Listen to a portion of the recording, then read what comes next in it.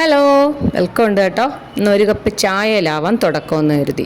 അങ്ങനെയൊന്നുമില്ല, ചായയായിട്ട് ഞാനിങ്ങനെ വിസ്തരിച്ച് കുടിക്കാമെന്നും പറഞ്ഞ് സിറ്റ് ഔട്ടിൽ പോയി ഇരിക്കുമ്പോഴാണ് ഞാൻ ആലോചിച്ചത് കുറച്ചധികം പണികൾ ഈ വൈകുന്നേരത്ത് ചെയ്യാനുണ്ട്. കുറേയേറെ പണികൾ ലിസ്റ്റ് ചെയ്ത് വെച്ചിട്ടുണ്ട്. അവധി ദിവസം വരണം. പക്ഷേ പിന്നെ അങ്ങനെ ഇരുന്ന് കുറേ നേരമൊക്കെ സ്വപ്നം കാണാൻ സമയം ഉണ്ടായിരുന്നു. പക്ഷേ ഇന്നിപ്പോൾ സ്വപ്നം കണ്ടുകൊണ്ടിരുന്ന അങ്ങനെ ഇരിക്കേ ഉള്ളായതുകൊണ്ടു ഞാൻ കരുതി ബാക്കി പരിപാടികളിലേക്ക് കടക്കാം. ഇന്നത്തെ എൻ്റെ ലിസ്റ്റിൽ മുറ്റം വൃത്തിയാക്കലും ഗാർഡനിങ്ങും തന്നെയാണ്. ഗാർഡനിങ് അല്ല, കുറച്ച് വളവിടിയിലാണ്. ഇത്രയും സമയം മുറ്റത്തോട്ട് ഇറങ്ങാനേ പറ്റത്തില്ലായിരുന്നു. എന്തൊരു ചൂടാ അല്ലേ. അപ്പം ആ വെയിലൊക്കെ ഒന്ന് താന്നതിന് ശേഷമല്ലേ നമുക്ക് ഇറങ്ങാൻ പറ്റും ഇങ്ങനെയുള്ള പണി. അല്ലെങ്കിലും പറയാറുണ്ടല്ലോ, ചെടികൾക്കൊക്കെ വളങ്ങൾ വൈകുന്നേരമായി ഇട്ട് കൊടുക്കുന്നത് നല്ലതെന്ന്. എനിക്ക് കുറച്ച് വളങ്ങളൊക്കെ ചെടിക്കൊക്കെ ചെയ്യാനുണ്ട്. ചെടികളൊക്കെ ആകെ വിഷമിച്ച് നിൽക്കുക, വൈറ്റമിൻ ഒന്നും കിട്ടാണ്ട് അവർ വിഷമിച്ച് നിൽക്കുക. അപ്പോൾ കുറേശ്ശെ പറ്റുന്ന സമയം അനുസരിച്ച് ഇട്ട് കൊടുക്കാമെന്ന് കരുതി ഇന്നിപ്പം കുറച്ച് ചെടികൾക്ക് ചെയ്തു കൊടുക്കാമെന്ന് കരുതി. അങ്ങനെ അവർക്കൊക്കെ കുറച്ച് ചെയ്തു കൊടുത്തു. അതുപോലെ മഴയൊക്കെ ഉണ്ട്, അപ്പോൾ ഇതൊക്കെ ചെയ്തു കൊടുത്താൽ അവർക്കൊരു ഉന്മേഷം കിട്ടുമല്ലോ, മഴയും കൂടെ ആകുമ്പോഴത്തേക്ക്. അങ്ങനെ ഞാൻ എൻ്റെ ബോഗൺവില്ലയ്ക്കും തെറ്റിക്കും ഒക്കെ കുറേശ്ശെ ഇട്ട് കൊടുത്തിട്ടുണ്ട്.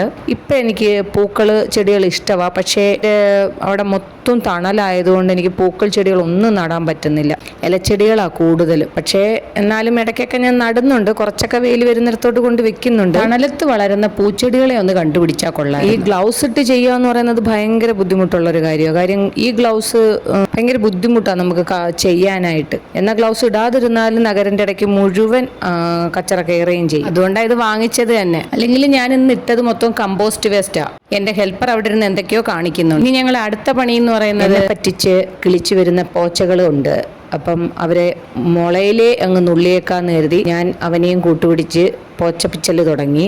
ഇരുന്നും കിടന്നും ഒക്കെ പിന്നെ പിച്ചലായി. ഇരുന്ന് പിച്ചിക്കൊണ്ടിരുന്നവൻ പിന്നെ അവസാനം കിടപ്പായി. പിന്നെ എനിക്കൊരു സംശയമായിരുന്നു, ഇനി അവ അവിടെ കിടന്ന് ഉറങ്ങിക്കളയോ എന്നായിരുന്നു എൻ്റെ പേടി. ആ രീതിയിൽ അവൻ്റെ പിച്ചായിരുന്നു. അവൻ്റെ അടുത്തൊന്ന് പോച്ച പിച്ചാൻ പറഞ്ഞത് കൊണ്ട് കിട്ടിയ അവസരം മൊത്തം അവൻ മുതലാക്കി. അങ്ങനെ ഞങ്ങൾ ചെറിയ ചെറിയ പോച്ചകളല്ല, ഇത് കയ്യോടെ പുഴുതില്ലെങ്കിൽ പിന്നെ അങ്ങ് കാടാവും. അല്ലെങ്കിലും കുറച്ച് ദിവസം നമ്മൾ നോക്കാതിരുന്നാലേ നല്ലപോലെ അങ്ങ് വളർന്ന് ആകെ അങ്ങ് നാശമാവും. പണ്ടൊക്കെ ആണെങ്കിൽ ഇതാ ഈ പായലെല്ലാം ചുരണ്ടലും കൂടെ ഉണ്ടായിരുന്നു. ഇപ്പോൾ ഒന്നിനും സമയം കിട്ടാറില്ല. കുറേശ്ശെ സമയം കിട്ടുമ്പോൾ എന്തെങ്കിലുമൊക്കെ ചെയ്യും. അല്ലെങ്കിലും നമുക്ക് ഇൻട്രസ്റ്റ് ഉള്ള മേഖലയാണെങ്കിൽ നമ്മൾ അത് വെടിപ്പാക്കുമല്ലോ. ഇടയ്ക്ക് വെച്ച് ചെടി ഒരു ഭ്രാന്തായിരുന്നു. ഇപ്പോൾ വീണ്ടും ആ ഭ്രാന്ത് വന്ന് വെള്ളം എടുത്ത് പുറത്തു കൊണ്ട് വെച്ചിട്ടുണ്ട്. പണി കഴിയുമ്പോൾ ദാഹിക്കുമ്പം കുറേശ്ശെ കുടിക്കാമല്ലോ എന്ന് കരുതി കുറച്ച് വെള്ളവും കൊണ്ടുവച്ചിട്ടുണ്ട്. ചെടികളുടെ കൂടെ കൂടിയാൽ പിന്നെ നമ്മൾ സമയം പോകുന്നതും അറിയില്ല, ദാഹം അറിയില്ല, ഒന്നും അറിയില്ല. അകത്ത് പോയി കുടിക്കാനുള്ള മടിയും വരും. അതുകൊണ്ടാണ് പുറത്തെടുത്തുകൊണ്ട് വെച്ചത്. മാങ്ങ പിച്ചാൻ വേണ്ടി അവൻ കമ്പും കൊണ്ട് നടക്കുന്നത്. പിച്ചാമ്മേ എന്ന് പറഞ്ഞ് എൻ്റെ പുറകെ നടക്കുക.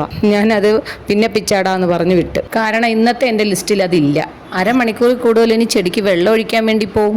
സമയം പോകുന്നത് നമ്മൾ അറിയുന്നില്ലെങ്കിലും സൂര്യൻ കൃത്യമായിട്ട് പണി ചെയ്യുന്നുണ്ട്. അതുകൊണ്ട് ഞങ്ങളെ പണി അവസാനിപ്പിക്കാമെന്ന് കരുതി. എന്തായാലും കുറച്ചൊക്കെ പണികൾ തീർത്തതുകൊണ്ട് നല്ല സമാധാനമുണ്ട്.